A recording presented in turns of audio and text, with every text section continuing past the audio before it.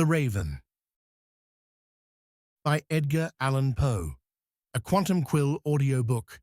Once upon a midnight dreary, while I pondered, weak and weary, over many a quaint and curious volume of forgotten lore, while I nodded, nearly napping, suddenly there came a tapping, as of someone gently rapping at my chamber door. "'Tis some visitor," I muttered, "tapping at my chamber door, only this, and nothing more." Ah, distinctly, I remember it was in the bleak December, and each separate dying ember wrought its ghost upon the floor. Eagerly I wished the morrow. Vainly I had sought to borrow from my book surcease of sorrow. Sorrow for the lost Lenore, for the rare and radiant maiden, whom the angels name Lenore, nameless here forevermore. And the silken, sad, uncertain rustling of each purple curtain thrilled me, filled me with fantastic terrors never felt before. So that now, to still the beating of my heart, I stood, repeating, "'Tis some visitor entreating entrance at my chamber door. Some late visitor entreating entrance at my chamber door. This it is, and nothing more." Presently my soul grew stronger, hesitating then no longer. "Sir," said I, "or madam, truly your forgiveness I implore. But the fact is I was napping, and so gently you came rapping, and so faintly you came tapping at my chamber door, that I scarce was sure I heard you. Here I opened wide the door. Darkness there, and nothing more. Deep into that darkness peering, long I stood there wondering, fearing, doubting, dreaming dreams no mortal ever dared to dream before. But the silence was unbroken, and the darkness gave no token, and the only word there spoken was the whispered word, Lenore. This I whispered, and an echo murmured back the word, Lenore. Merely this, and nothing more. Back into the chamber turning, all my soul within me burning. Soon again I heard a tapping, somewhat louder than before. "Surely," said I, "surely that is something at my window lattice.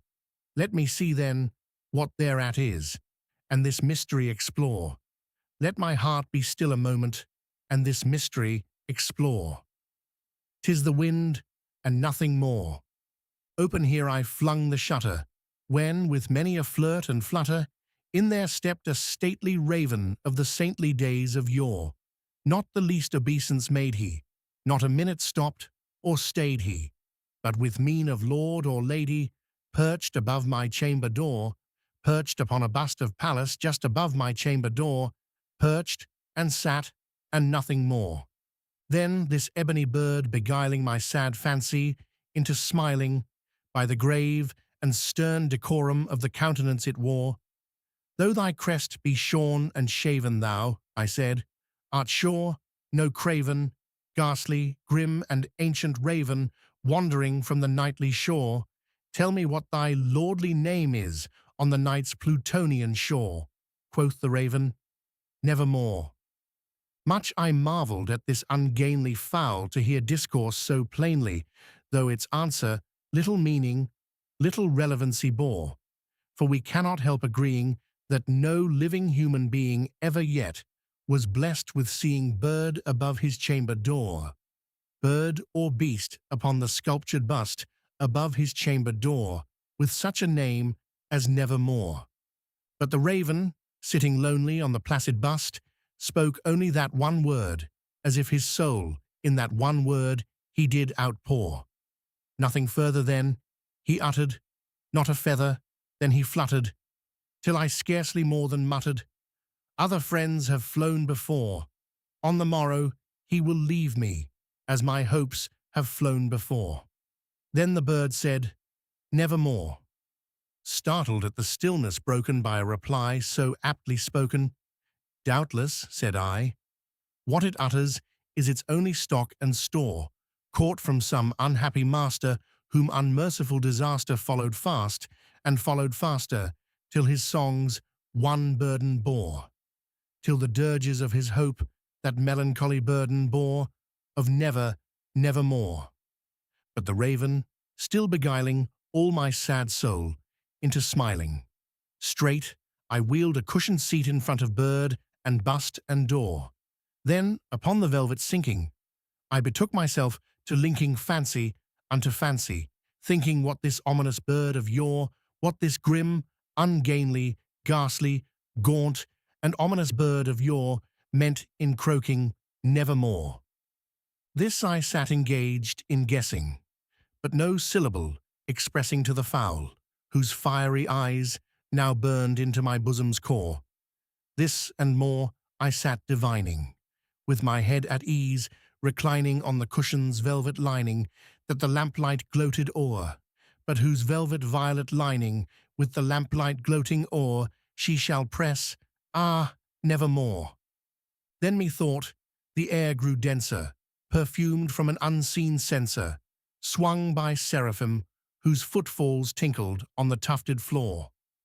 Wretch, I cried, thy God hath lent thee, by these angels he hath sent thee respite, respite and nepenthe from thy memories of Lenore.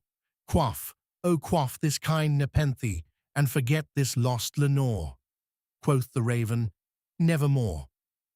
Prophet, said I, thing of evil, prophet still, if bird or devil, whether tempter sent, or whether tempest toss thee here ashore, desolate yet all undaunted, on this desert land enchanted, on this home by horror haunted, tell me truly, I implore, is there balm in Gilead? Tell me, I implore. Quoth the raven, nevermore.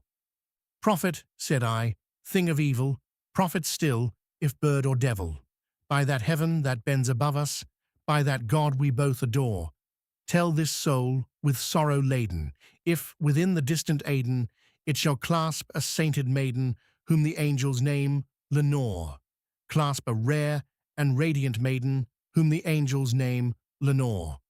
Quoth the raven, nevermore. Be that word our sign of parting, bird or fiend, I shrieked, upstarting. Get thee back into the tempest and the night's Plutonian shore.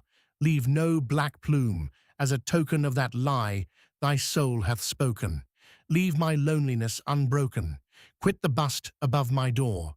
Take thy beak from out my heart, and take thy form from off my door. Quoth the raven, nevermore. And the raven, never flitting, still is sitting on the pallid bust of Pallas just above my chamber door, and his eyes have all the seeming of a demon's that is dreaming, and the lamplight o'er him streaming throws his shadow on the floor, and my soul from out that shadow that lies floating on the floor shall be lifted, nevermore,